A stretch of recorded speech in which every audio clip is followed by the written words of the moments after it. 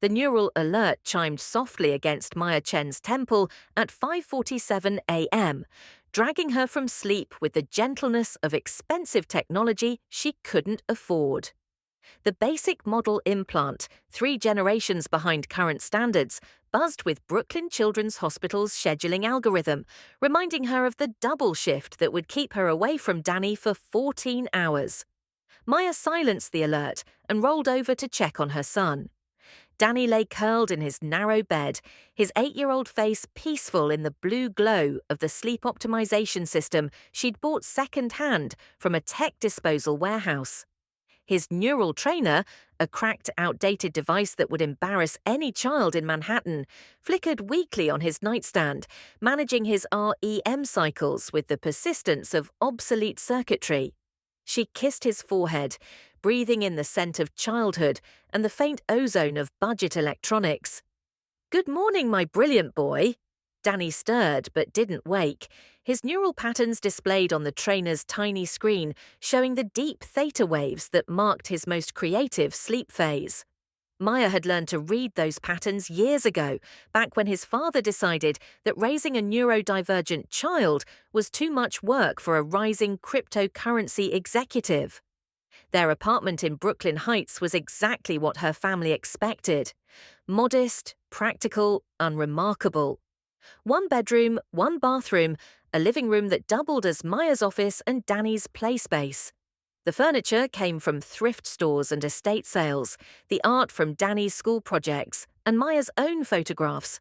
No smart glass windows, no bioresponsive walls, no atmospheric processors that could simulate any climate on Earth. Maya moved through her morning routine with practiced efficiency, her reflection in the bathroom's basic mirror showing exactly what the world expected to see: a tired single mother in her 30s, wearing scrubs from Target, packing lunches in reused containers because every dollar counted. But as she prepared Danny's breakfast, organic ingredients she bought in bulk, arranged with the precision of someone who understood nutrition at a molecular level, Maya's neural implant chimed with notifications she couldn't ignore. Research updates from pediatric journals, consultation requests from private clients, revenue reports from her real business. She dismissed them all. Today was Danny's birthday party, and her family had plans for her. The contrast between Brooklyn Heights and Manhattan's Upper East Side was stark enough to trigger Maya's neural implant's anxiety protocols, which she immediately declined. She didn't need chemical assistance to handle her family's judgment. She'd been managing it for 8 years without chemical enhancement. Dr. Lauren Chen Morrison's penthouse occupied the top 3 floors of a building that had its own AI concierge, atmospheric manipulation, and privacy shields sophisticated enough to block government surveillance. The smart glass facade automatically adjusted to optimize the apartment's social media presence, ensuring that Lauren's fertility journey content always featured perfect lighting and artfully arranged backgrounds. Maya rode the private elevator up, her reflection multiplied in surfaces designed to analyze body language, stress markers, and social status indicators. By the time the doors opened, the apartment's AI had already calculated her net worth, underestimated at $47,000, her social credit score, respectable but unimpressive, and her relationship compatibility with other guests, flagged as potentially disruptive to social harmony. "Maya," Lauren emerged from her walk-in closet, wearing a dress that cost more than Maya's monthly salary, her neural crown gleaming silver against professionally styled hair. The latest model from Neural Luxe integrated seamlessly with her nervous system, enhancing her natural beauty while live-streaming every moment to her 2.3 million followers. "I'm so glad you could make it. Is Danny excited for his party?" Maya embraced her sister, noting the tension in Lauren's shoulders despite her radiant smile. Lauren's fertility struggles had been documented in real time for 3 years now, each failed cycle becoming content for her growing audience of sympathetic followers. "He's been talking about it all week," Maya replied, handing over a wrapped present that looked modest next to the tower of expensive gifts already arranged in the living room. Thank you for hosting. Of course, family first. Lauren's neural crown pulsed gently, probably analyzing Maya's stress levels and updating her followers on the authentic family moments they craved. James is so excited to finally talk to Danny about his educational future. Maya's internal alarm system activated, but she kept her expression neutral. Educational future? Oh, you know how James is, always thinking 3 steps ahead. He has some wonderful ideas about optimizing Danny's development trajectory. Lauren's smile brightened as her husband appeared from his home office, neural crown dark but posture radiating the confidence of someone accustomed to being the smartest person in any room. James Morrison looked like central casting's idea of a tech executive. Sharp suit, perfect posture, eyes that seemed to be running calculations even during casual conversation. His handshake was brief, professional, designed to convey authority without appearing aggressive. Maya, good to see you. How's the hospital work going? Busy, Maya replied. Children's medical needs don't follow market schedules. Of course not. James's smile didn't reach his eyes. Though I imagine the compensation doesn't reflect the value you provide. Have you given any more thought to our discussion about alternative career paths? Maya had given no thought to James's suggestions because they invariably involved her leaving pediatric nursing for something more financially practical. The idea that she might actually prefer working with children seemed to confuse him. I'm happy where I am, Maya said. Happiness is important, James agreed, in the tone of someone humoring a child. But Danny's future requires more strategic thinking. The competitive landscape for educational opportunities is only getting more intense. Before Maya could respond, their parents arrived in a flurry of expensive fabric and subtle disapproval. Margaret and David Chen had built their restaurant empire through decades of 16-hour days and careful investment, transforming themselves from immigrants with nothing into pillars of New York's Asian American business community. They'd earned their success, but they'd also learned to measure worth in assets and social positioning. Maya, darling, Margaret Chen enveloped her daughter in a cloud of designer perfume and genuine affection. You look tired. Are you getting enough sleep? I'm fine, Mom. You're working too hard, David interjected, his neural implant, a utilitarian model that handled business functions without social media integration, buzzing with restaurant notifications he managed with one eye. Danny needs stability, not a mother who's exhausted all the time. Maya felt the familiar tightness in her chest that accompanied family gatherings. They loved her, she knew that. But their love came wrapped in expectations and comparisons that felt suffocating. Where is our birthday boy? Margaret asked, looking around the penthouse's expansive living space. He's in James's office, Lauren explained. Dr. Bradford is here to meet him. Maya's blood chilled. Dr. Bradford? A child psychologist, James said casually. We thought it would be helpful to get a professional perspective on Danny's development. Just informal, nothing threatening. Maya's neural implant detected her elevated stress hormones and offered chemical intervention, which she again declined. Instead, she focused on breathing techniques she'd learned years ago, back when she was establishing her real career. You hired a child psychologist for Danny's birthday party. Not hired, Lauren said quickly. Dr. Bradford is a friend. He's very interested in neurodivergent children's educational pathways. Maya moved toward James's office, every instinct screaming that something was wrong. Through the smart glass wall, she could see Danny sitting at a child-sized table, playing with blocks, while a middle-aged man in an expensive suit watched him with clinical attention. Danny's body language was tense, his usual enthusiasm dampened by the stranger's presence. What exactly is Dr. Bradford evaluating? Maya asked. James and Lauren exchanged a glance, quick, but Maya caught it. Danny's readiness for accelerated educational programs, James said. His current schooling situation is adequate for now, but he needs more sophisticated intervention to reach his potential. His current schooling situation, Maya repeated slowly, is the specialized program I researched for 2 years to find, the one that understands his learning style and nurtures his creativity. Of course, Margaret said soothingly, and it's been wonderful for building his confidence. But Maya, darling, confidence isn't enough in today's world. Children need advantages, resources, opportunities. David nodded agreement. We've watched you work so hard, sacrificing everything for that boy, but sacrifice without strategy is just martyrdom.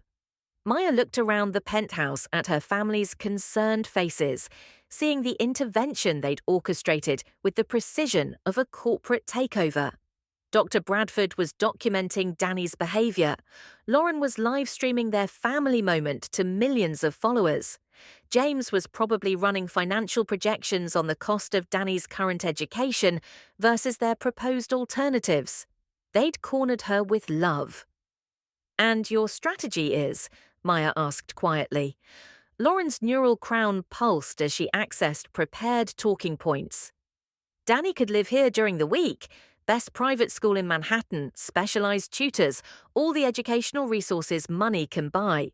You could still see him weekends, of course."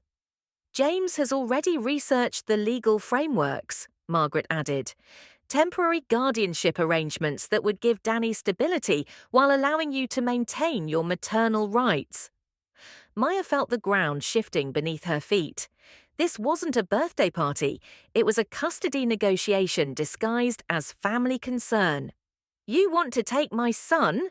"We want to give Danny the future he deserves," David corrected. "Maya, you're a wonderful mother, but love isn't enough anymore. Children need advantages you can't provide on a nurse's salary." Through the smart glass wall, Maya watched Dr. Bradford making notes on a tablet, while Danny built increasingly complex structures with his blocks. Her son's engineering genius was obvious to anyone who bothered to look, but the psychologist seemed more interested in documenting areas where Danny didn't meet neurotypical social benchmarks. Maya's neural implant chimed with an urgent message. She glanced at the sender, her assistant at Little Genius Consulting, and quickly dismissed it. "Not here, not now." "I need some air," Maya said. She stepped onto Lauren's balcony, the Manhattan skyline spreading out below like a circuit board of ambition and possibility. The city's neural grid hummed with digital traffic, millions of implants sharing data, algorithms analyzing behavior, AI systems optimizing everything from traffic patterns to social interactions. Maya activated her implant's privacy mode and returned the missed call.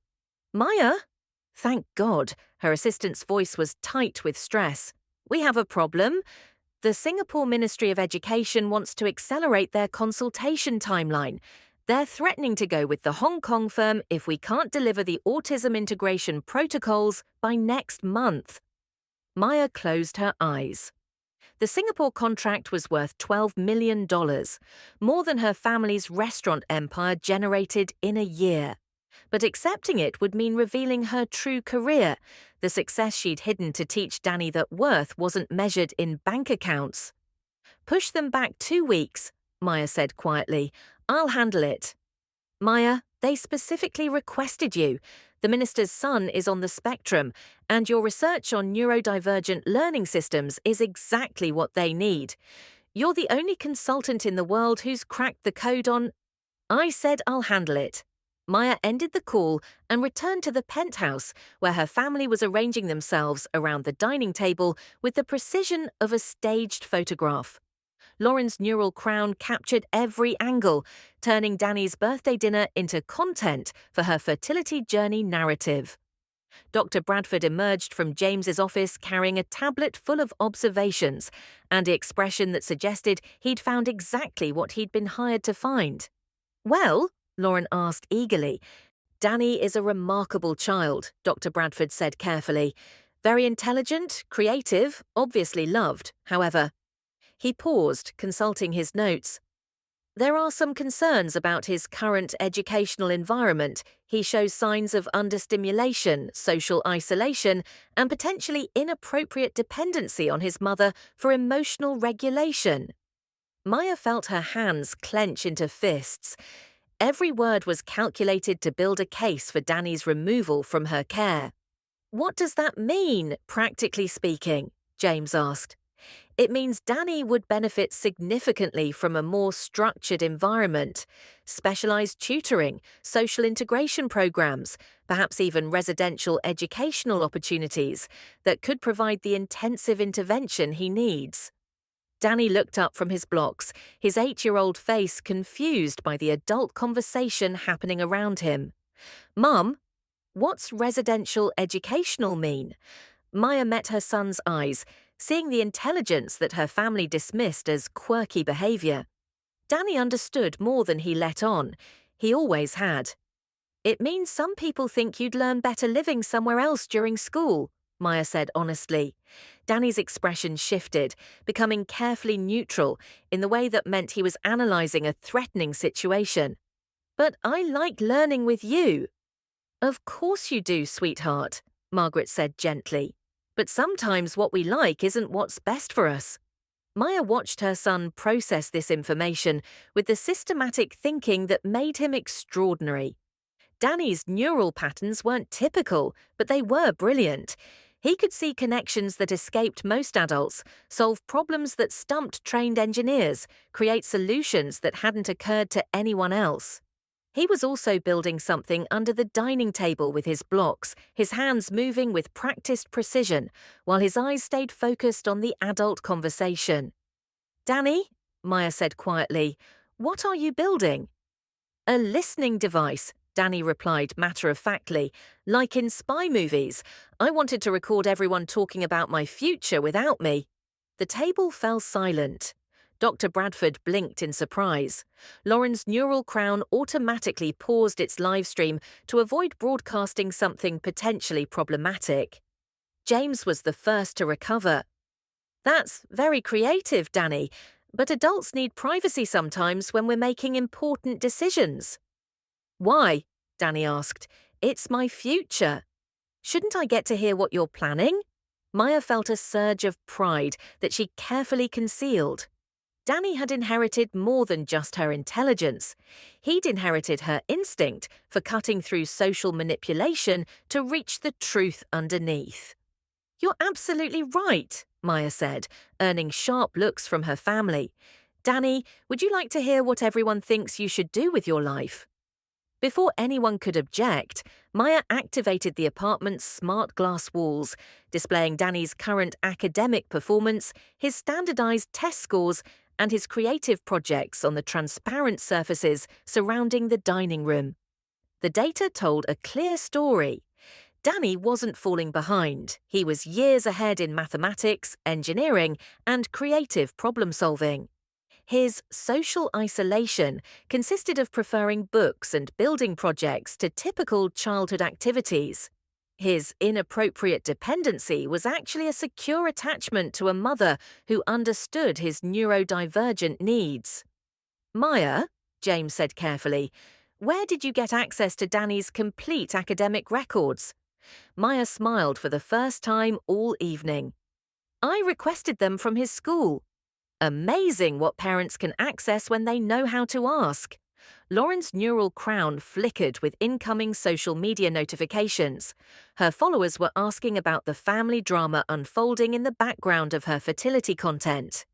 She quickly ended the live stream, but Maya knew the damage was already done. Thousands of people had just witnessed Dr. Bradford's evaluation and the family's intervention strategy. The point remains, Dr. Bradford said, trying to regain control of the narrative, that Danny would benefit from more resources than his current situation provides. Maya looked around the table at faces she'd known her entire life, seeing the love mixed with condescension that had shaped every family gathering since Danny's birth. They genuinely believed they were helping, which made their manipulation even more insidious. You're right, Maya said quietly. Danny does deserve more resources. Her family relaxed, thinking they'd won. The question is, Maya continued, what kind of resources actually matter? Danny had finished building his listening device and was now constructing what appeared to be a miniature surveillance system, his small hands moving with the precision of someone who understood engineering principles that weren't typically taught until high school. Maya's neural implant chimed with another urgent message. This time, the sender made her pulse quicken. The Nobel Committee's Education Advisory Panel, requesting her presence at next month's symposium on revolutionary learning methodologies. She dismissed the notification without reading it, but not before James's neural implant caught the sender identification through proximity scanning. Maya, James said slowly, why is the Nobel Committee sending you priority messages? The question hung in the air like a challenge. Maya looked at Danny, who had abandoned his blocks to study the adults with the systematic attention he usually reserved for engineering problems. Her brilliant, neurodivergent, underestimated son, who saw patterns that escaped everyone else. Outside the penthouse windows, Manhattan's neural grid pulsed with the rhythm of 8 million connected minds, all of them sharing data, making assumptions, measuring worth in metrics that missed everything that actually mattered. Maya Chen made her decision. That, she said, standing from the table with deliberate grace, is an excellent question. Danny, would you like to show everyone what you've been building? Danny's eyes lit up with the excitement that had been missing all evening. Really? Really? I think it's time our family learned who we actually are. As Maya activated Danny's listening device and the hidden surveillance system he'd constructed from birthday party decorations, she caught her reflection in the smart glass walls. No longer the tired single mother in Target scrubs, but someone whose true power was about to reshape everything her family thought they knew about: success, intelligence, and the real value of looking beyond appearances. The game was about to change, and Maya Chen was finally ready to play by her own rules. The neural alert that shattered Maya's sleep at 3:47 a.m. carried the priority override codes of active police business. Detective Marcus Rivera's badge identification bypassed her apartment's privacy protocols, his presence announced through building security systems with the authority of someone authorized to wake civilians for emergencies. Maya stumbled to the door in her pajamas, her heart hammering as worst-case scenarios flashed through her mind. The man waiting in her hallway looked like he'd been awake for days, his dark eyes carrying the weight of too many cases that didn't end well.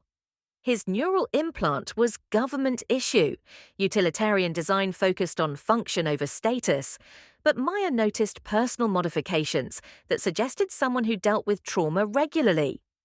Ms. Chen, I'm Detective Marcus Rivera, NYPD Missing Persons Unit.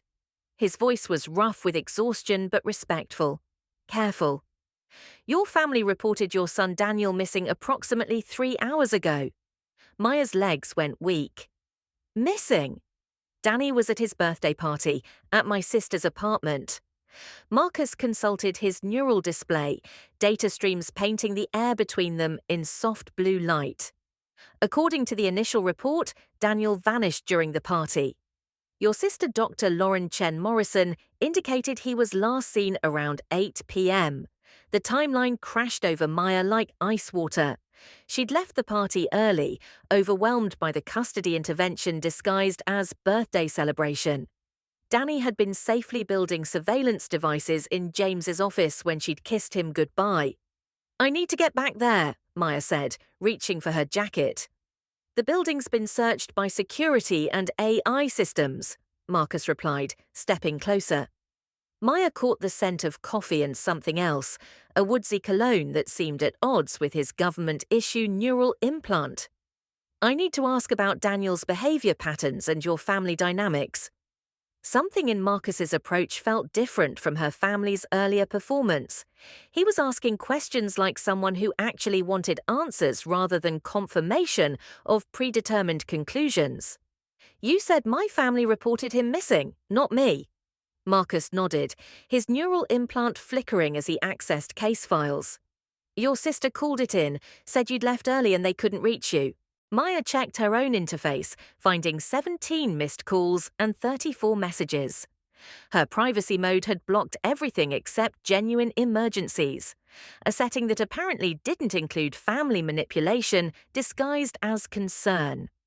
I left because they ambushed me with a custody evaluation disguised as Danny's birthday party, Maya said quietly. Marcus's expression sharpened with professional interest. Custody evaluation? Maya realized she'd revealed more than intended, but something about Marcus made her want to trust him. Unlike the wealthy families she encountered at the hospital, parents who treated staff like service providers, Marcus looked at her like she mattered. My family believes Danny would be better off with my sister and brother-in-law. They hired a child psychologist to evaluate him tonight. Without your consent. They didn't need consent for informal consultation. Maya's voice carried years of experience navigating her family's loving manipulation. Just like they didn't need consent to decide I'm inadequate. Marcus made notes on his neural interface, but Maya noticed his attention kept returning to her face rather than his data streams. Most people asked about Danny's problems. Marcus was analyzing behavioral patterns. Tell me about Daniel's stress responses. Where does he go when overwhelmed? The question revealed expertise Maya hadn't expected. Small spaces, closets, under beds, anywhere contained and safe. He builds hiding places constantly, engineering obsessions the family calls concerning. What else? Specific triggers? Maya found herself studying Marcus's face as she answered. His questions demonstrated understanding of neurodivergent children that went beyond basic training. He doesn't like crowds or unexpected routine changes, but Marcus, Detective Rivera, he wouldn't just wander off. Danny's too smart, too cautious. What would scare him enough to hide?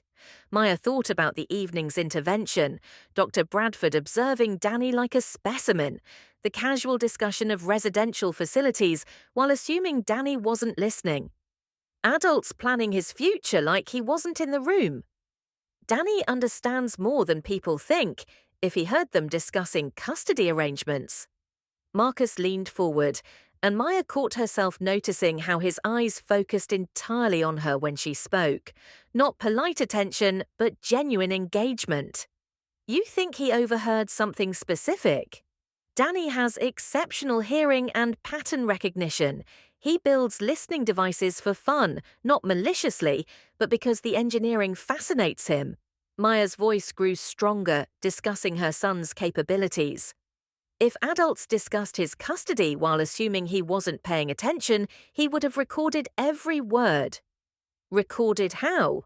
Maya realized she was revealing Danny's technical abilities, something she usually downplayed to avoid family concerns about his unusual interests. But Marcus asked questions like someone seeing brilliance instead of problems. He builds surveillance equipment from household items, functional spy gadgets, not toys. Marcus's neural implant pulsed with incoming data. Ms. Chen, your family's story has some inconsistencies. Maya's stomach clenched. What kind? They claim you left without saying goodbye to Daniel, but building security shows you entering James Morrison's office at 8:47 p.m., staying 3 minutes, then leaving. The timeline doesn't match. Relief flooded Maya. Marcus was actually investigating, not accepting her family's narrative. I did say goodbye. Danny was building something while Dr. Bradford took notes. What was he building? Maya closed her eyes, recalling the moment.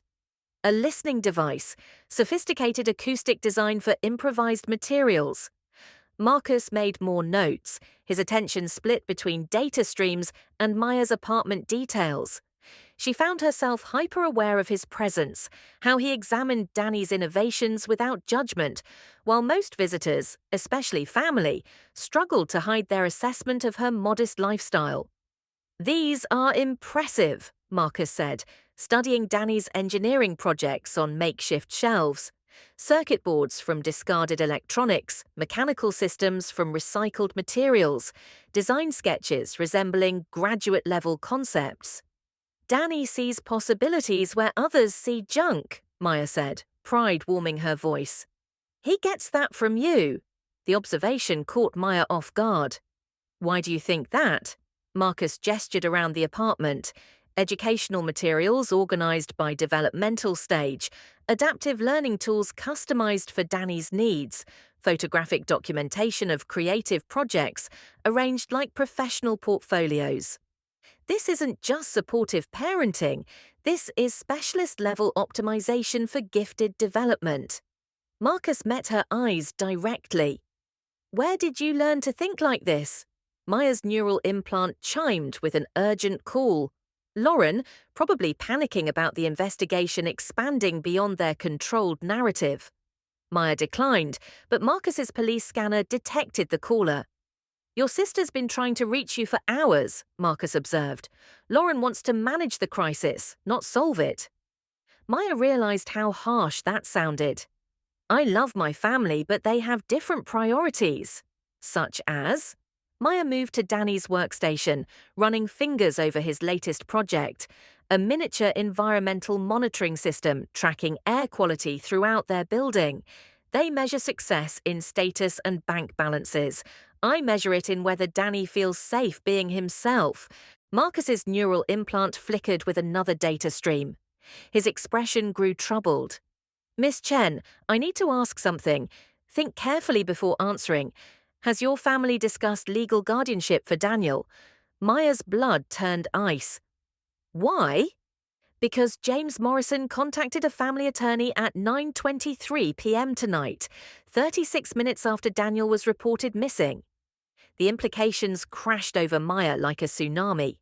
Her family hadn't just orchestrated intervention, they'd prepared for Danny's disappearance to strengthen their custody case. They're using this, Maya whispered, claiming I lost him through negligence. Marcus's jaw tightened. That's a serious accusation. It's a serious situation. Maya met his gaze steadily. Detective Rivera, my family genuinely believes they're helping by removing Danny from my care. They think love isn't enough. He needs their resources to reach potential. What do you think? Maya looked around her apartment at 8 years spent nurturing her son's extraordinary mind. Danny's innovations filled every corner, not expensive gadgets from wealthy relatives, but solutions he'd created because she'd given him freedom to explore.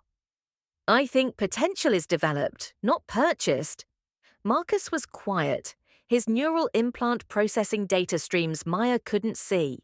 When he spoke, his voice carried different quality, less professional distance, more personal investment. Maya, can I call you Maya? I've worked missing persons 12 years. I can usually distinguish genuine panic from performance. He stepped closer, close enough she could see fatigue lines around his eyes. Your family is performing. You're not. The validation hit harder than expected. For years, her family had treated her like she was delusional about her capabilities. Having someone recognize her authenticity felt like oxygen after drowning. Thank you, she said quietly. Don't thank me yet. We still need to find Danny. Marcus consulted his display again. I want to search your sister's building more thoroughly, but I need help understanding his behavioral patterns. Maya grabbed her jacket, energy returning now that someone actually listened to her insights instead of dismissing them. Danny doesn't hide randomly. He creates strategic advantages. The search coordination center Lauren had established in her penthouse lobby buzzed with the kind of controlled chaos that happened when wealthy people tried to manage crises through spending and influence rather than systematic thinking. Multiple private security firms coordinated through neural networks, building AI systems ran continuous scans, and family members performed concern for social media documentation. Maya arrived with Marcus to find her parents directing search teams with the authoritative confidence of people accustomed to solving problems through resource deployment. Margaret Chen managed communication streams while David coordinated with building security, their neural implants flickering with status updates and coordination protocols. Maya! Lauren rushed toward her sister, neural crowns streaming the reunion to her followers, while managing the delicate balance between authentic emotion and content optimization. Thank God you're here. We've been searching everywhere. Maya accepted the embrace while studying Lauren's expression. Her sister's concern felt genuine, but layered with something else, anticipation, as if waiting for specific outcomes rather than hoping for Danny's safe return. Where exactly have you searched? Marcus asked, his detective instincts cutting through family drama. James stepped forward, extending his hand with corporate precision. James Morrison, I've coordinated building security and contracted private investigation services. We've covered every accessible area. Accessible to whom? Maya asked quietly. To search teams and security personnel, James replied, his pause suggesting recalibration of his response. Maya noticed details that revealed more than her family intended. Dr. Bradford's tablet sat forgotten on a table, displaying evaluation forms completed before Danny's disappearance. A legal briefcase leaned against the wall, suggesting family attorney consultation before police contact. I'd like to examine James's office, Maya said, where Danny was last seen.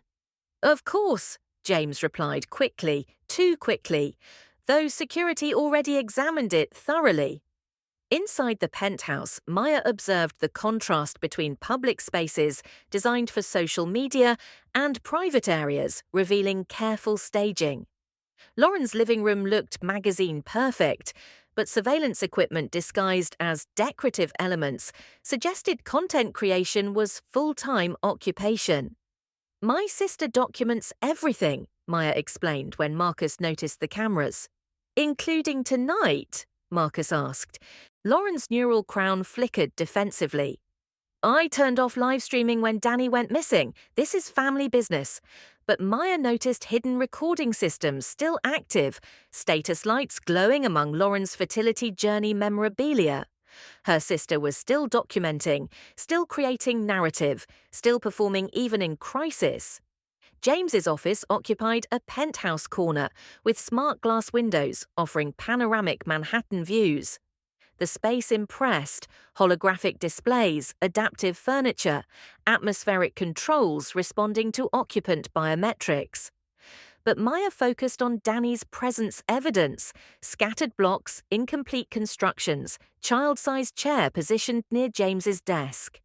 Show me exactly where Danny was, Marcus requested. James gestured toward the desk area.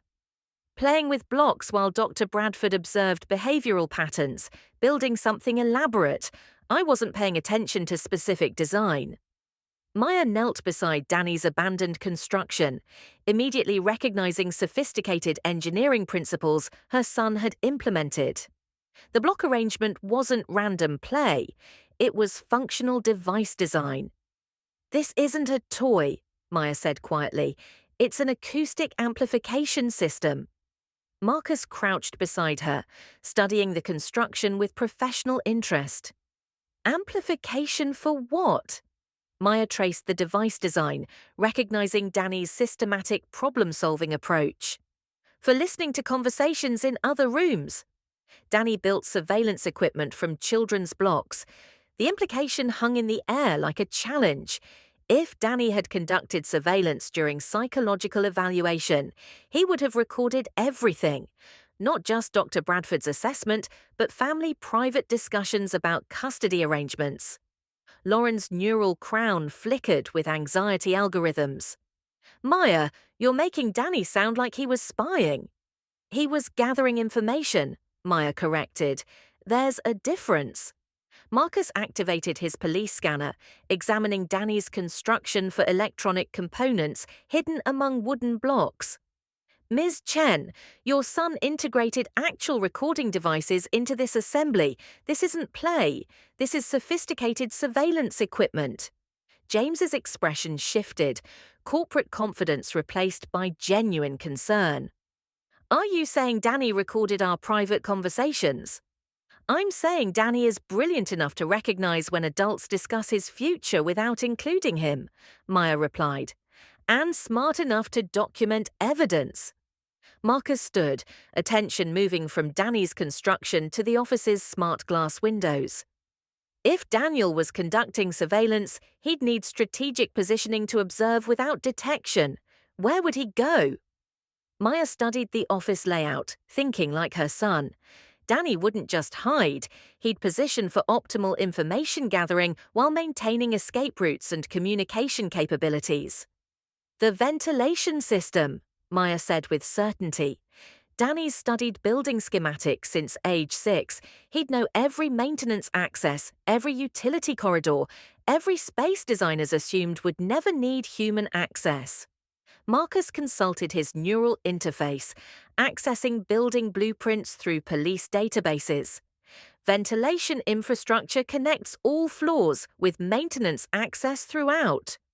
But Danny's different from other 8-year-olds, Maya continued, her voice gaining strength as she explained her son's capabilities. He wouldn't just hide in vents. He'd establish a base of operations, somewhere with power access, communication capability, multiple escape routes. Base of operations, Marcus repeated, his tone suggesting he took Maya's analysis seriously rather than dismissing it as parental delusion. Maya felt gratitude surge for Marcus's willingness to see Danny's intelligence instead of neurodivergence. Marcus, my son thinks like an engineer. If he's been missing hours, he's not lost. He's conducting comprehensive intelligence operations. Lauren's neural crown pulsed with social media notifications, followers demanding family crisis updates. Maya, you're making Danny sound like some spy child. I'm making Danny sound exactly like who he is, Maya replied firmly, a brilliant kid who recognizes when adults manipulate situations around him. Marcus's neural implant chimed with priority building management data. I'm getting heat signatures from areas that shouldn't show human occupation. Utility spaces, maintenance corridors, air handling systems. Maya's pulse quickened. That's Danny. He found spaces the building AI doesn't monitor for humans. Because they're not designed for human occupancy, James said, corporate precision reasserting. Maya, if Daniel's in those areas, he could be in serious danger. Danny calculates risks better than most adults, Maya countered. If he's in mechanical systems, it's because he determined they're safer than staying in spaces monitored by people planning his custody transfer. The accusation hung like smoke. Lauren's neural crown automatically paused social media integration to avoid broadcasting family conflict. James's corporate composure cracked slightly, revealing calculation underneath concern. Marcus stepped between Maya and her family, his presence creating space for truth in a room thick with performance. Ms. Chen, I need help understanding Daniel's logical processes. If he's established base of operations in building infrastructure, where would he position it? Maya closed her eyes, thinking like her son.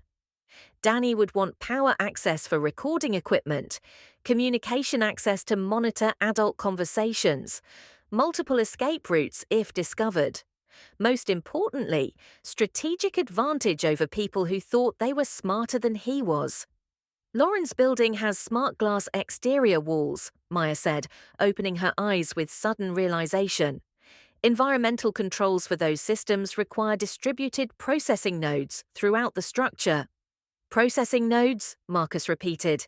Climate control, atmospheric management, structural monitoring, all managed by AI systems with independent power supplies and data access. Maya felt pieces clicking into place. Danny would recognize that infrastructure as the building's nervous system. And he'd want to tap into the nervous system because… Maya smiled for the first time in hours. Because my son is smart enough to hack building management systems and patient enough to wait for adults to reveal true intentions. Marcus's neural implant exploded with alert notifications as building security systems registered unauthorized infrastructure access. Somewhere in Lauren's building, Danny's intelligence operation had gone active. "He's online," Maya said with fierce pride, "and I think he's ready to show us what he's discovered." Chapter 6. 2 weeks of frantic searching had transformed Maya's modest apartment into a command center that would have impressed professional investigators. Maps covered her walls, marked with search patterns and behavioral analysis. Danny's engineering projects had been catalogued as evidence of his capabilities. Marcus's official files mixed with Maya's private research into child psychology and her son's developmental patterns. Maya returned from another sleepless night coordinating with search teams to find her apartment exactly as she'd left it, except for the soft sound of breathing coming from under Danny's bed. For a moment, Maya thought exhaustion was making her hallucinate. Then the breathing shifted, and she heard the distinctive pattern she'd been listening to for 8 years. Danny's sleep rhythms, slightly congested from the building's air recycling systems. "Danny," Maya whispered, dropping to her knees beside his bed. "Hi, Mom." Danny's voice came from the narrow space beneath his mattress, muffled but unmistakably alive. "I missed you." Maya's hands shook as she helped her son emerge from his hiding place. Danny looked thinner, his clothes rumpled from days of living in confined spaces, but his eyes held the sharp intelligence that meant he'd been thinking, planning, calculating his next moves. "Oh my God, Danny, where have you been?" "Everyone's been searching." "I know," Danny interrupted, producing a tablet from his makeshift hiding space. "I've been monitoring the search through building security networks." "Mum, we need to talk about what I discovered." Maya gathered her son into her arms, breathing in the familiar scent of his hair mixed with electronics and recycled air. "Danny, you've been missing for 2 weeks. Everyone thought." "I wasn't missing," Danny said with 8-year-old precision. "I was conducting surveillance operations to gather evidence of Aunt Lauren and Uncle James's custody conspiracy." Maya pulled back to study her son's face. Danny's expression carried the systematic focus he applied to engineering problems. But underneath, she saw something that broke her heart. The careful wariness of a child who'd learned that adults couldn't always be trusted. Surveillance operations. Danny activated his tablet, displaying interface connections to building management systems throughout Manhattan. "Mum, after you left my birthday party, I heard them talking about using my disappearance to prove you were negligent, so I decided to disappear strategically." Maya's neural implant chimed with an incoming call, Marcus probably checking for updates. She accepted the call, filling her apartment with the detective's familiar voice. "Maya? Any word from the search teams?" "Marcus," Maya said, her voice thick with emotions she couldn't name. "I need you to come over. I found Danny." The silence stretched long enough that Maya wondered if their connection had failed. Then Marcus's voice returned, tight with professional control and personal relief. "Is he safe? Do you need medical attention?" "He's safe." And Marcus? Maya looked at her son, who was organizing surveillance data with the precision of a federal investigator. "I think you're going to be very impressed with what he's accomplished." 20 minutes later, Marcus arrived with the controlled urgency of someone who'd been preparing for the worst and hoping for the best. His neural implant was dark, Maya noticed, unusual for a detective managing an active case. "Danny," Marcus said, settling onto their second-hand couch with obvious relief. "You had a lot of people worried about you." "I'm sorry about that," Danny replied with genuine remorse. "But I needed time to gather comprehensive evidence before adults started making decisions about my future without consulting me." Marcus looked between Maya and Danny, his expression shifting as he processed the implications of an 8-year-old conducting independent investigation operations. Evidence of what exactly? Danny activated his tablet's projection system, filling their living room with data that made Marcus's professional composure crack slightly. Audio files, building schematics, financial records, communication transcripts. A comprehensive intelligence operation that would have impressed experienced investigators. Evidence that Aunt Lauren and Uncle James have been planning to claim custody of me based on false documentation of Mum's inadequacy, Danny explained with matter-of-fact precision. I have recordings of Dr. Bradford receiving coaching about his evaluation findings, Uncle James discussing bribery strategies for social workers, Grandma and Grandpa agreeing to testify about Mum's financial instability.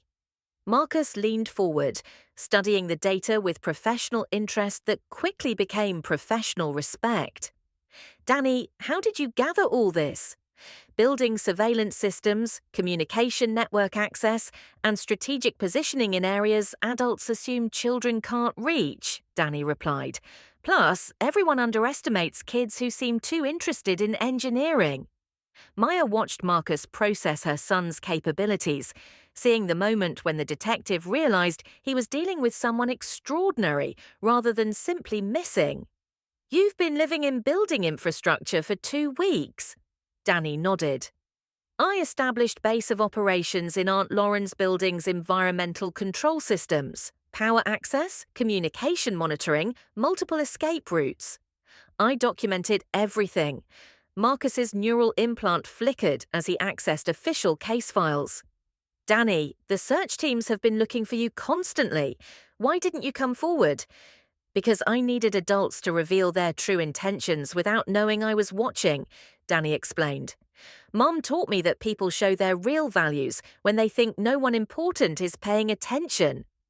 Maya felt her chest tighten with pride and heartbreak. Her 8-year-old son had learned lessons about family manipulation that she'd hoped to shield him from for years. What did you discover? Marcus asked. Danny activated another data stream, filling the apartment with recorded conversations that made Maya's blood run cold. Lauren's voice planning custody strategy, James discussing financial motivations, her parents agreeing to testify against her parenting capabilities. But the recording that broke Maya's heart was Margaret's voice admitting, Maya's not a bad mother, she's just poor, and in today's world poor isn't enough. Marcus turned off the projection system, the apartment falling into silence that felt heavy with implications. Maya, Marcus said quietly, I need to tell you something about this investigation. Maya's stomach clenched. What? Your family's private investigators discovered your real identity 3 days before Danny's birthday party. The words hit like ice water. They knew? They knew about Little Genius Consulting, your client list, your income, your professional reputation. They chose to proceed with custody planning anyway because it didn't fit their narrative. Maya felt the world shifting beneath her feet. Her family hadn't just manipulated the situation. They'd known the truth and decided to ignore it because reality was inconvenient to their rescue fantasy. Danny moved closer to his mother, his small hand finding hers. Mum, that's why I had to gather evidence. They weren't trying to help me, they were trying to help themselves feel important. Marcus stood, his detective training taking control of the emotional situation. Maya, I need to ask you something, and I want you to think carefully before answering. Maya nodded, hyper-aware of the way Marcus's presence filled their small apartment with protective authority. Why have you been hiding your real career from your family? Maya looked around her modest apartment at the evidence of 8 years spent nurturing her son's extraordinary mind while building an international consulting empire in secret. Because I wanted Danny to understand that worth isn't measured in possessions. And because I wanted to see who my family really was when they thought I had nothing to offer. Marcus moved closer, close enough that Maya could see the way his eyes had softened with something that went beyond professional interest. And what did you discover? That they love the idea of helping more than they love me, Maya said quietly. Marcus reached out and took her hand, his touch gentle but claiming. Maya, I've been working this case for 2 weeks, and I need you to know you're the most impressive parent I've ever encountered. Not because of your hidden success, but because of how you've raised this remarkable kid. Maya felt heat rise to her cheeks. Marcus. I also need you to know, Marcus continued, his voice dropping to that intimate register that made Danny roll his eyes, that I've never met anyone who impressed me more during an investigation. Mom, Danny interrupted with 8-year-old directness, Marcus likes you, and you like him, and he's way better than the tech executives who keep sending you dinner invitations with consulting contracts. Maya stared at her son. How do you know about... I monitor your communications for security purposes, Danny explained matter-of-factly.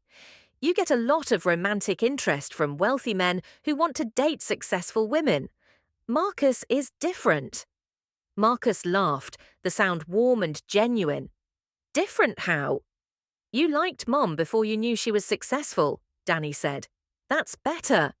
Maya looked between her son and Marcus, seeing the easy rapport they'd developed over weeks of working together to find Danny. Marcus understood her son's neurodivergence without requiring explanation. He respected her insights without feeling threatened by her expertise. Most importantly, he'd seen through her performance to recognize her authentic value. Maya, Marcus said, pulling her closer, you've been letting your family treat you like you're struggling while you're actually... While I'm actually what? Marcus's hands cupped her face, his thumbs brushing against her cheekbones. While you're actually the most incredible woman I've ever met.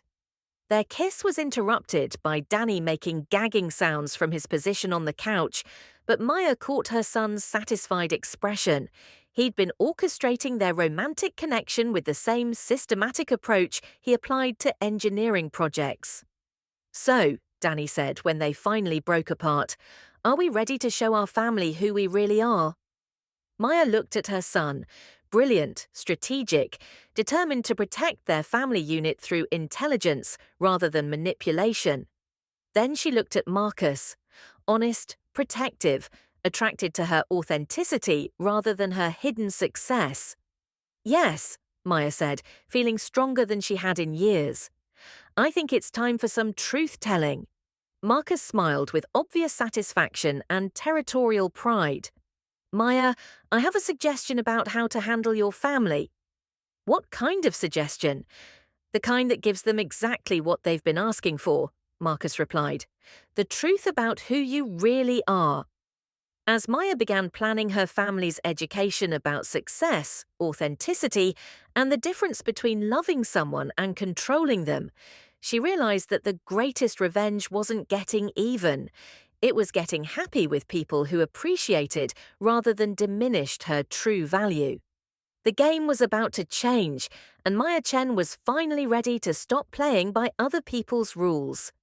2 weeks after finding Danny in the building's neural infrastructure, alive, brilliant, and armed with enough recorded evidence to destroy 3 careers, Maya Chen stood before her bathroom mirror and made a decision that would reshape her family's understanding of success, intelligence, and the true value of authenticity.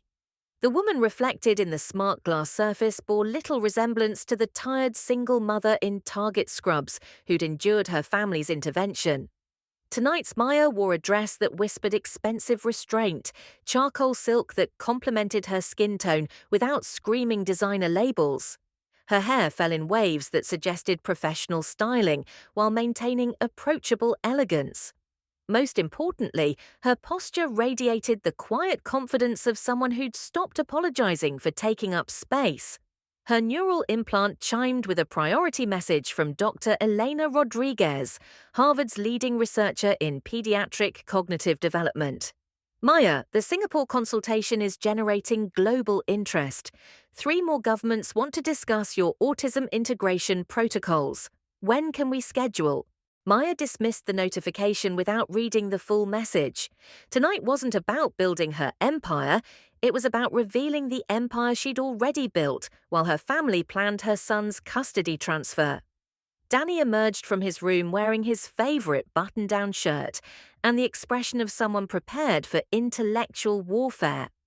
At 8 years old, he'd spent 2 weeks analysing the recordings he'd gathered during his disappearance, organising evidence with the systematic precision of a federal investigator.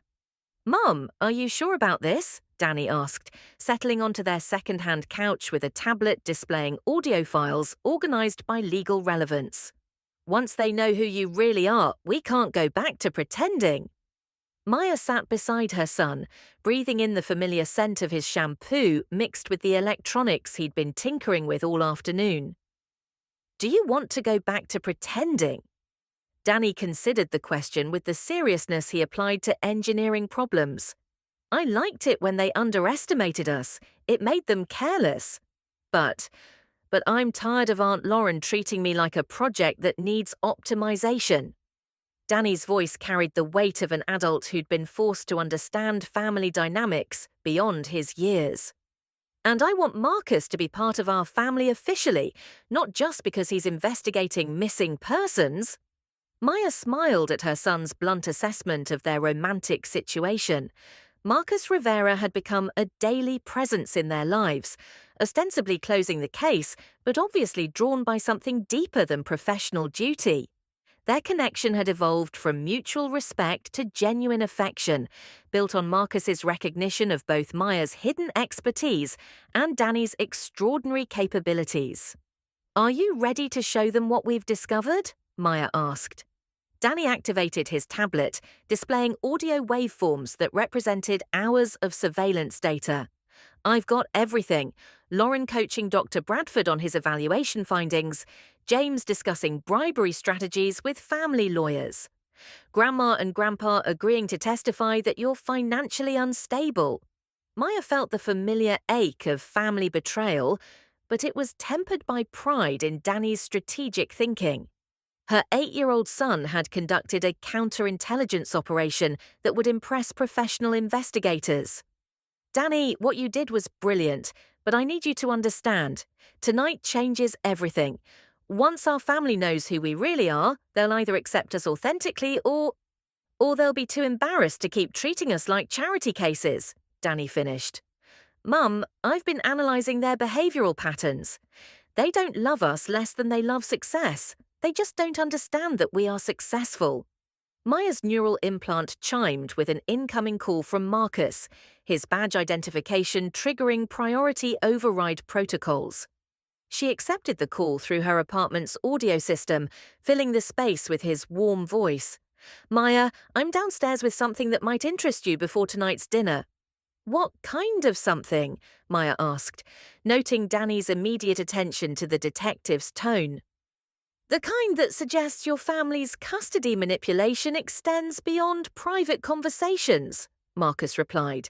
"I'll explain when you let me up." Maya buzzed Marcus into the building, her pulse quickening at the prospect of seeing him again. Over the past 2 weeks, their relationship had evolved from professional cooperation to something that felt dangerously close to partnership. Marcus understood Danny's neurodivergence without requiring explanation, recognized Maya's hidden expertise without feeling threatened by it, and approached their family's complexity with the systematic thinking that matched her own analytical nature. Marcus arrived carrying a briefcase and wearing an expression that suggested he'd uncovered something significant.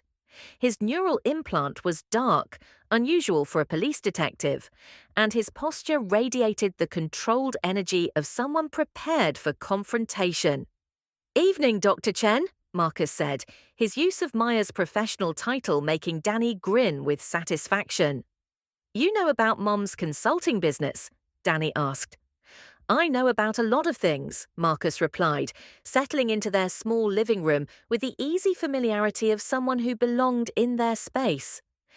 "Including why your family's custody strategy was doomed from the beginning." Maya felt a flutter of anticipation mixed with apprehension. "What did you discover?" Marcus opened his briefcase, revealing documents that made Maya's breath catch. Professional certifications, academic credentials, client testimonials, and financial records, a comprehensive dossier of her real career compiled with police-grade thoroughness. Your sister Lauren and her husband James hired a private investigation firm to document your inadequate lifestyle for custody proceedings, Marcus explained. Unfortunately for them, they chose investigators who specialize in fraud detection, not family law. Danny leaned forward with interest. What did they find? They found that Maya Chen, pediatric nurse, lives in a modest Brooklyn apartment and drives a 10-year-old Honda, Marcus said with a slight smile. They also found that Dr. Maya Chen, founder and CEO of Little Genius Consulting, owns property in 3 states, maintains investment accounts worth over $2 million, and has consulting contracts with tech companies, medical institutions, and government agencies worldwide. Maya felt her carefully constructed anonymity crumbling in real time. How much do you know? I know that while your family staged an intervention to save Danny from poverty, you were turning down consulting offers worth more than James's annual tech salary. Marcus's expression grew serious. I also know that Lauren's private investigators discovered your real identity 3 days before Danny's birthday party. The implications crashed over Maya like ice water. Her family hadn't just manipulated the custody evaluation, they'd known about her success and chosen to ignore it because it didn't fit their narrative of rescue and control. They knew, Danny asked, his voice tight with anger that seemed too mature for an 8-year-old. They knew, Marcus confirmed, which means tonight's dinner isn't about accepting your family's help. It's about confronting their deliberate deception. Maya stood and moved to the window, looking out at Brooklyn's neural grid pulsing with the rhythm of millions of connected minds. Her family had claimed to love her while actively working to destroy her relationship with the person she valued most. The betrayal felt deeper than simple manipulation.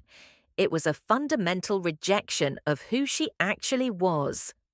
Maya, Marcus said softly, his voice carrying the warmth that had become addictive over the past 2 weeks.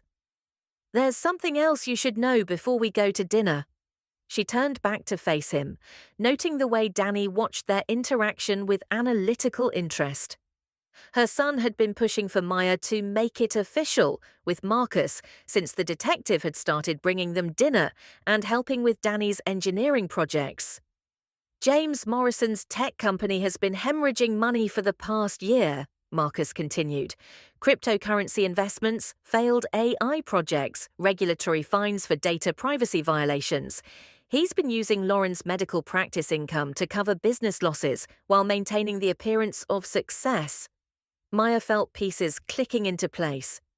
He needs access to money he can control without Lauren's oversight.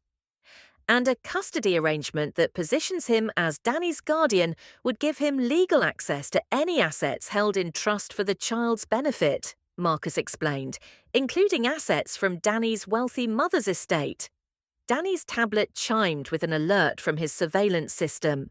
Mum, they're expecting us in an hour, and based on my analysis of their neural implant activity over the past week, they're planning something big. Maya looked between Marcus and Danny, the 2 people who'd seen through her careful performance to recognize her authentic value. Tonight would determine whether her family could do the same.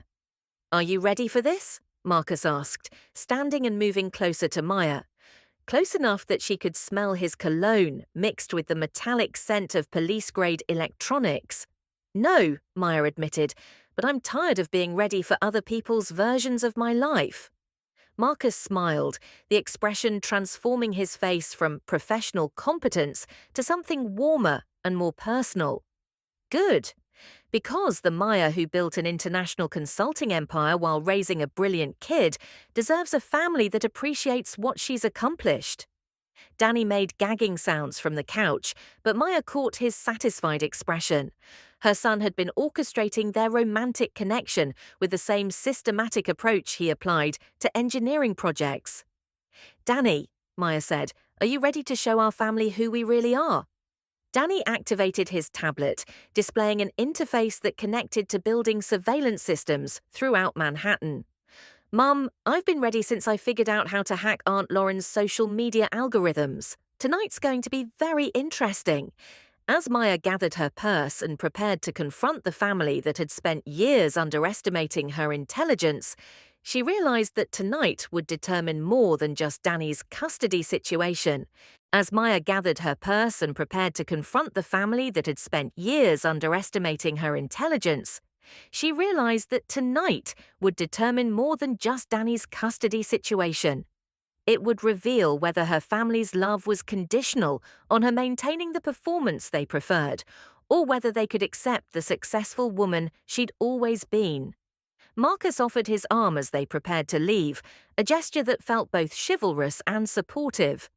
"Maya, whatever happens tonight, I want you to know I've never met anyone who impressed me more during an investigation." "Is that your professional opinion, Detective?" Maya asked, allowing herself to enjoy their flirtation despite the evening's serious implications. "That's my personal opinion," Marcus replied. "The professional opinion comes later, when I testify about your family's custody manipulation in family court." Danny grinned from behind his tablet. "I like him, Mum. He thinks strategically." Maya laughed, feeling lighter than she had in years. Tonight would either reunite her family around authentic love and respect, or force her to choose between their approval and her integrity. Either way, she was finally ready to stop apologizing for being exactly who she'd always been. Lauren's penthouse buzzed with the nervous energy of people preparing for a performance they weren't sure they could pull off. Maya arrived with Marcus and Danny at exactly 8 o'clock, her timing calculated to maximize the impact of their entrance. The elevator doors opened to reveal Maya transformed. No longer the tired single mother in budget clothes, but a woman whose confidence radiated from designer dress to professional posture. Lauren's neural crown immediately began streaming the family reunion to her social media followers. But Maya noticed her sister's algorithm had already flagged potential content risks based on the evening's guest list. Dr. Bradford stood near the windows, tablet in hand, prepared to provide professional testimony about Danny's special needs. James paced behind the dining table, his neural implant flickering with legal consultation data streams. Margaret and David Chen sat on Lauren's Italian leather couch, their expressions mixing parental concern with social calculation. They'd dressed for the evening like shareholders attending a merger discussion, expensive clothes designed to project authority and family unity. "Maya?" Lauren embraced her sister with performed warmth, her neural crown capturing the moment for maximum emotional impact. "We're so glad you've come to your senses about Danny's future." Maya accepted the hug while noting the legal documents arranged on Lauren's dining table: custody transfer papers, educational guardianship agreements, financial responsibility waivers. A complete framework for removing Danny from her care while maintaining the appearance of family cooperation. "Have I come to my senses?" Maya asked, settling into the offered chair while Marcus took the seat beside her with obvious proprietary interest. James cleared his throat, corporate authority reasserting itself. "Maya, we've prepared everything for Danny's smooth transition to educational opportunities that match his potential: private school enrollment, specialized tutoring, medical consultation with leading pediatric development experts." "How generous," Maya replied, "and expensive." "Money isn't a concern when it comes to family," David interjected. "We've always provided for our children's needs." Maya looked around the room at faces she'd known her entire life, seeing the intervention they'd choreographed with the precision of a corporate takeover. They genuinely believed they were saving Danny from poverty while positioning themselves as his beneficent guardians. Dr. Bradford stepped forward, consulting his tablet with professional gravity. "Maya, based on my evaluation, Danny would benefit significantly from a more structured environment. His current educational situation, while adequate, doesn't provide the intensive intervention his neurodivergent profile requires. His neurodivergent profile, Maya repeated. And what exactly does that profile indicate, Dr. Bradford? Exceptional intelligence coupled with social processing differences that require specialized educational approaches, Dr. Bradford recited. Danny needs resources that extend beyond traditional parenting capabilities. Marcus leaned forward, his detective instincts engaging. Dr. Bradford, in your professional opinion, what specific resources does Daniel require? Advanced mathematical instruction, engineering mentorship, social skills development, and therapeutic intervention to address his attachment patterns, Dr. Bradford replied with practiced certainty. Maya felt her family's attention focus on her like a spotlight, waiting for her to break down and accept their superior wisdom about her son's needs. Instead, she smiled with the quiet confidence of someone holding cards they couldn't imagine. That's interesting, Maya said. Marcus, in your investigation of Danny's disappearance, did you discover anything about his current educational resources? Marcus consulted his neural interface, data streams painting the air between them in soft blue light. I discovered that Daniel Chen is enrolled in one of the most innovative neurodivergent learning programs on the East Coast. His current school specializes in advanced mathematics, applied engineering, and social development for gifted children with autism spectrum profiles. Dr. Bradford's expression flickered with uncertainty. I wasn't aware of the specific program details. Of course you weren't, Maya replied gently, because you evaluated Danny based on assumptions about his mother's capabilities, not research into his actual educational environment. Lauren's neural crown detected rising tension levels and automatically adjusted its streaming algorithms to avoid broadcasting family conflict. Maya, we're not criticizing your efforts. We're offering Danny better opportunities. Better how? Maya asked. James activated his neural interface, projecting financial data onto Lauren's smart glass wall.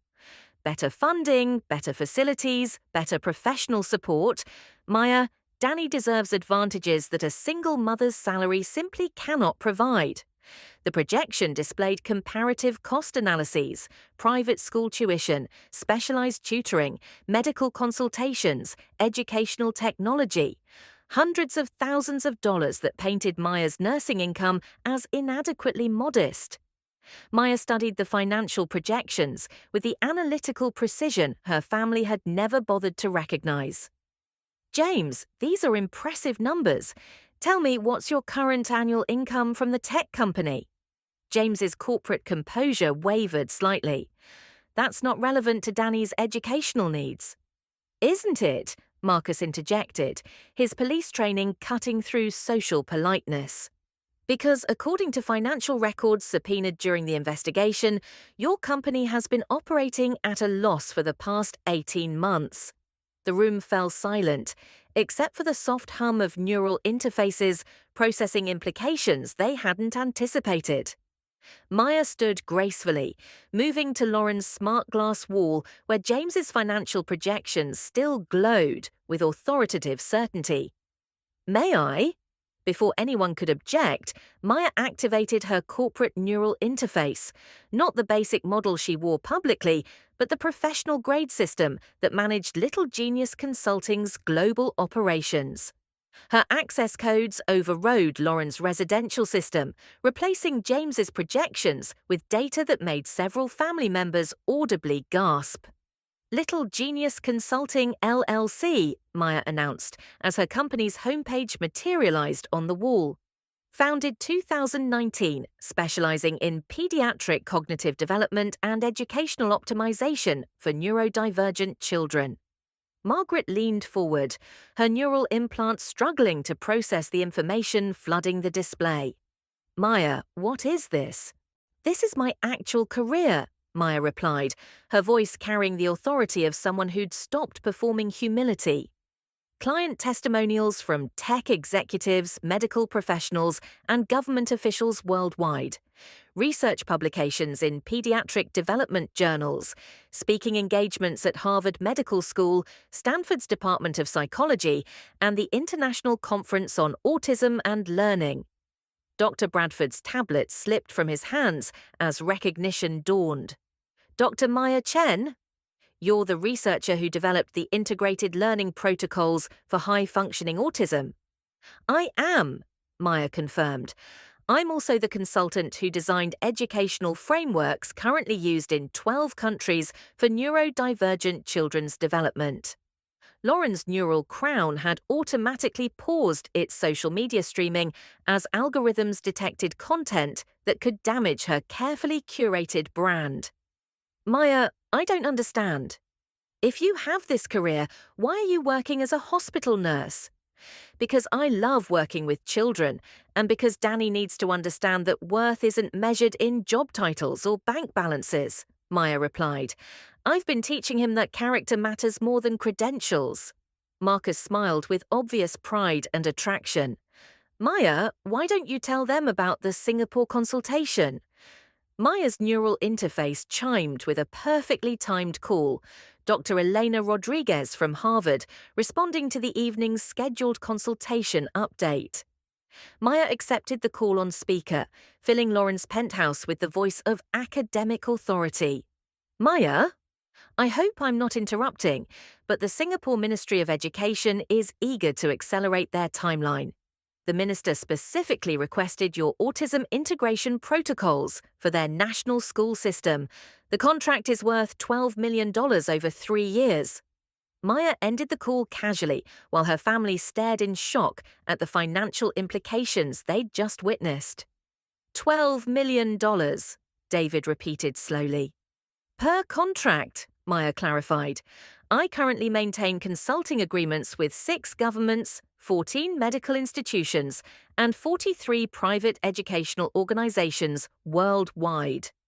James's neural implant was working overtime, probably calculating the revenue streams Maya had just revealed. Maya, if you have this level of success, why didn't you tell us? Because you never asked, Maya replied simply. You saw a single mother in Target clothes and assumed you understood my entire life.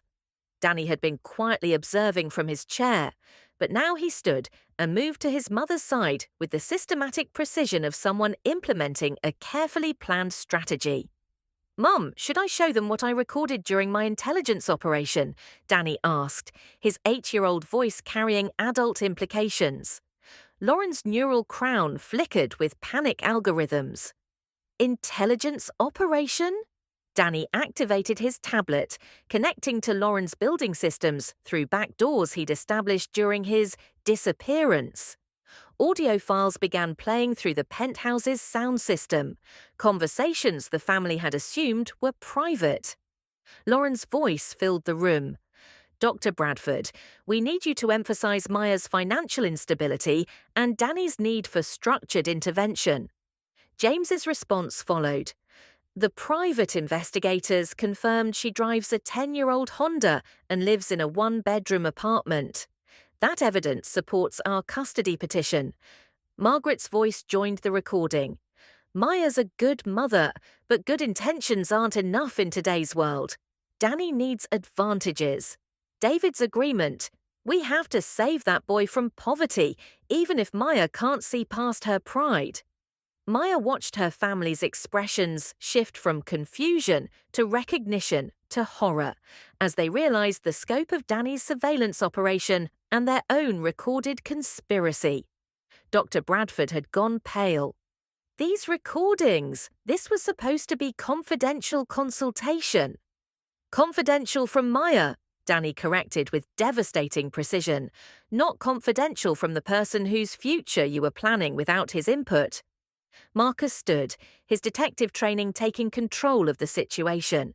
What you're hearing is evidence of conspiracy to commit custody fraud, perjury in family court proceedings, and potential bribery of social services personnel.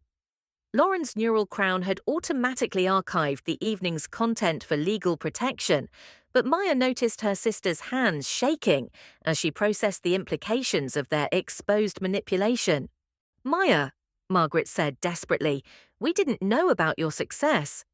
If we'd realized you were so financially secure, you would have treated me differently based on my bank balance rather than my character," Maya finished, "which tells me everything I need to know about your values." James tried to recover corporate authority. "Maya, this is a misunderstanding. We could work together, your expertise, our resources." Maya laughed, the sound carrying years of suppressed frustration and newfound freedom.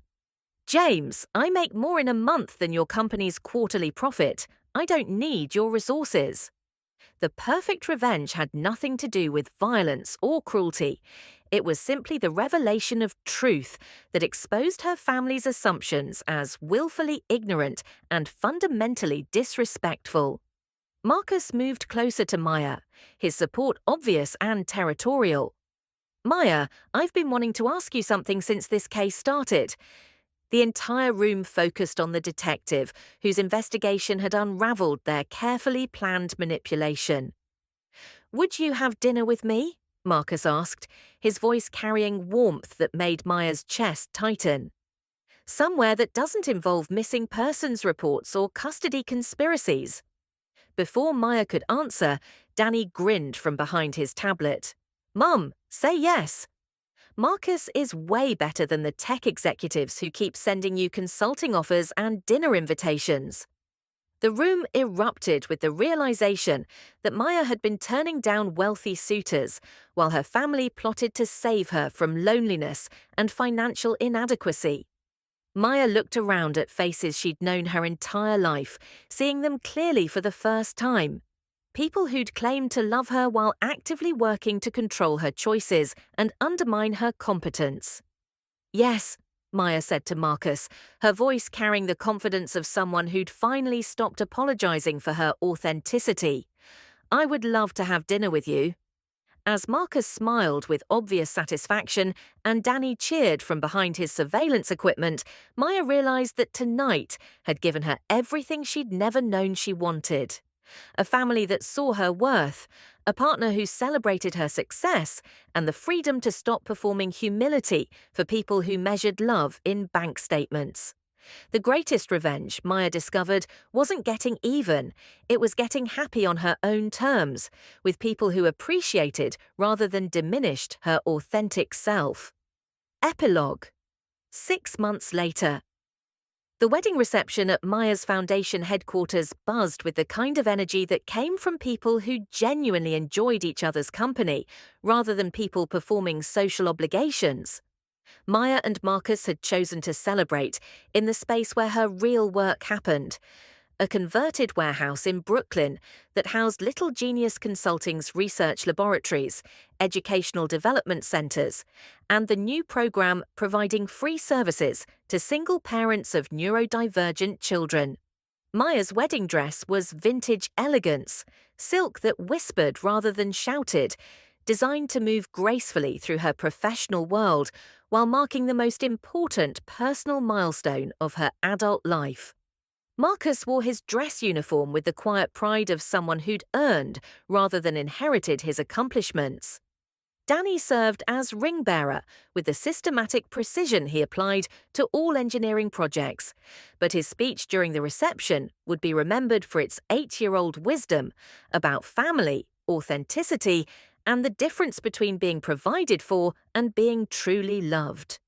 "My mum taught me that smart people don't need to prove they're smart, they use their gifts to help others," Danny announced to the assembled guests of educators, researchers, tech innovators, and family members who'd finally learned to see Maya clearly. "Marcus gets that, plus he makes Mum laugh every day, and he's teaching me real detective techniques instead of just letting me watch spy movies."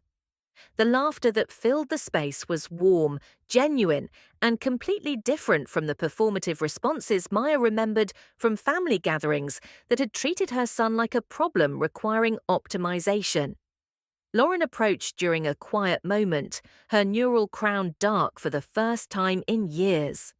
Her fertility journey had ended with the realization that motherhood meant nurturing rather than controlling, and she'd asked Maya to consult on her medical practice's family preparation program.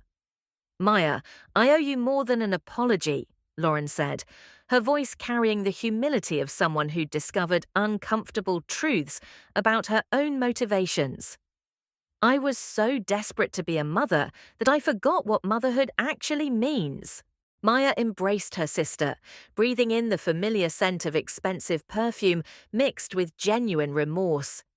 "It means seeing your child for who they are, not who you want them to be." "Will you help me understand that?" Lauren asked. "Our family preparation program could really benefit from your expertise on authentic parenting versus performative parenting." Maya smiled, recognizing her sister's first genuine request for collaboration rather than manipulation. "Only if you promise to listen instead of assuming you know better." Marcus appeared beside them, carrying 2 glasses of champagne and the satisfied expression of someone who'd married exactly the right person. "Ladies, sorry to interrupt, but they're asking for the bride and groom on the dance floor." As Maya took Marcus's hand and moved toward the center of the reception space, she caught sight of James talking quietly with Danny about engineering concepts, Margaret and David learning about her foundation's mission from program participants, and Dr. Bradford, whose career had recovered after he'd publicly acknowledged his errors and began studying Maya's research, discussing ethical evaluation practices with other professionals. The transformation wasn't complete, but it was genuine. Her family had learned to see success in terms of character rather than just capital, and Maya had learned that authenticity was indeed attractive to the people worth keeping in her life. "Any regrets about revealing your secret empire?" Marcus asked as they swayed to music that Danny had selected based on acoustic properties rather than romantic convention. "Only that I waited so long," Maya replied, looking around at the space where her real work happened. "Turns out authenticity is pretty attractive." Marcus spun her gracefully, his movement suggesting dance lessons that were yet another surprise in their developing partnership. "Good thing I like smart women who know their worth." "Good thing I found someone who's not intimidated by successful women," Maya countered. From his position near the cake table, Danny called out with perfect comedic timing, "Good thing you both figured out that love is supposed to make people better, not smaller." The reception erupted in applause and laughter, but Maya barely heard it over the sound of her own contentment. She'd built an international consulting empire while raising a brilliant son, found romantic love with someone who celebrated rather than diminished her achievements, and created a family structure based on authentic appreciation rather than conditional approval. The greatest revenge, Maya had discovered, was simply refusing to dim her light to make others comfortable, and finding people who wanted to help her shine brighter. As she danced with her new husband in the space where she'd revolutionized educational approaches for thousands of children worldwide, Maya Chen finally understood what true family success looked like. Not bank accounts or social status, but raising children who knew their worth, and finding love that celebrated rather than constrained authentic achievement. Some games, she realized, were worth the long play, and some victories tasted sweetest when they were earned through character rather than conquest. The end.